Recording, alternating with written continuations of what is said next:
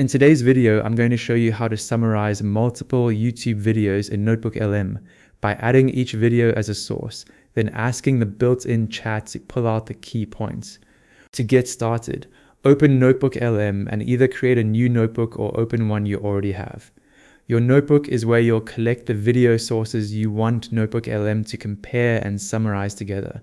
In the left panel, click Add Sources, marked with a plus icon. This opens a small window where you can choose the type of content you want to add. Select websites, then paste the URL for your first YouTube video into the field. Click Insert to add it to the notebook. NotebookLM will use the video's available transcript as source material, so it can reference the actual content when generating your summary. Quick side note, for more practical NotebookLM tutorials, be sure to subscribe to Ecom Control. Now repeat that same process for every other YouTube video you want included. Click Add Sources again, choose Websites, paste the next YouTube URL, and select Insert. Before moving on, make sure all of your YouTube videos have finished being added and are visible in the notebook source list. Once your sources are ready, go to the chat section.